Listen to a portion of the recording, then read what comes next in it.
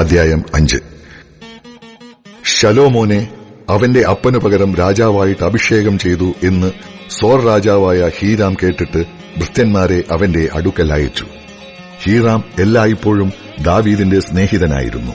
ശലോമോൻ ഹീരാമിന്റെ അടുക്കൽ ആളയച്ചു പറയിച്ചതെന്തെന്നാൽ, എന്റെ അപ്പനായ ദാവീദിന്റെ ശത്രുക്കളെ യഹോവ അവന്റെ കാൽ കീഴാക്കും വരെ ചുറ്റുമുള്ള യുദ്ധം ഹേതുവായി തന്റെ ദൈവമായ യഹോവയുടെ നാമത്തിന് ഒരു ആലയം പണിവാൻ അവനു കഴിഞ്ഞില്ല എന്ന് നീ അറിയുന്നുവല്ലോ.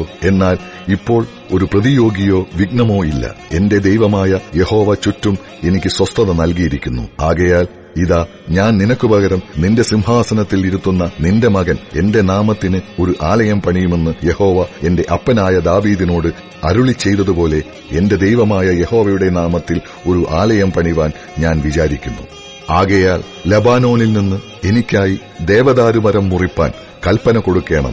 എന്റെ വേലക്കാർ നിന്റെ വേലക്കാരോടുകൂടെ ഉണ്ടായിരിക്കും.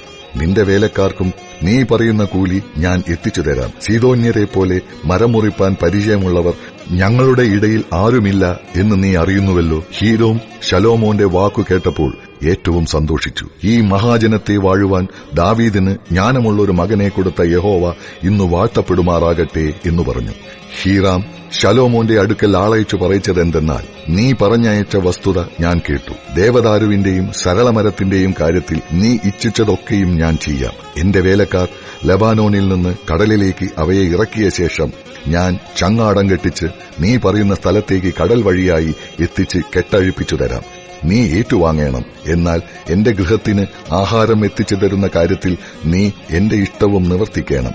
അങ്ങനെ ഹീറാം ശലോമോന് ദേവദാരുവും സരളമരവും അവന്റെ ഇഷ്ടം പോലെയൊക്കെയും കൊടുത്തുപോന്നു. ശലോമോൻ ഹീരാമിന്റെ ഗൃഹത്തിലേക്ക് ആഹാരം വകയ്ക്ക് 20,000 പറ കോതമ്പും 20 പറ ഇടിച്ചെടുത്ത എണ്ണയും കൊടുത്തു. ഇങ്ങനെ ശലോമോൻ ഹീരാമിന് ആണ്ടുതോറും കൊടുക്കും. യഹോവ ശലോമോനോട് അരുളി ചെയ്തതുപോലെ അവനും ജ്ഞാനം നൽകി. ഹീറാമും ശലോമോനും തമ്മിൽ സമാധാനമായിരുന്നു. അവർ ഇരുവരും തമ്മിൽ ഉടമ്പടിയും ചെയ്തു. ശലോമോൻ രാജാവ് ഇസ്രായേലിൽ നിന്നൊക്കെയും ഊഴിയ വേലക്കാരെ വരിയിട്ടെടുത്ത് ഊഴിയ വേലക്കാർ 30,000 പേരായിരുന്നു. അവൻ അവരെ മാസം തോറും 10,000 പേർ വീതം മാറി മാറി ലബാനോനിലേക്ക് അയച്ചു. അവർ 1 മാസം ലബാനോനിലും 2 മാസം വീട്ടിലുമായിരുന്നു. അദോനീരാം ഊഴിയ വേലക്കാർക്ക് മേധാവിയായിരുന്നു. വേല ചെയ്യുന്ന ജനത്തെ ഭരിച്ച് വേല നടത്തുന്ന 3,300 പ്രധാന കാര്യക്കന്മാരൊഴികെ ശലോമോന് 70,000 ചുമട്ടുകാരും മലയിൽ 80,000 കല്ലുവെട്ടുകാരും ഉണ്ടായിരുന്നു. ആലയത്തിന് ചെത്തിയ കല്ലുകൊണ്ട് അടിസ്ഥാനം ഇടുവാൻ അവർ രാജകൽപ്പന പ്രകാരം വിശേഷപ്പെട്ട വലിയ കല്ലുവെട്ടി.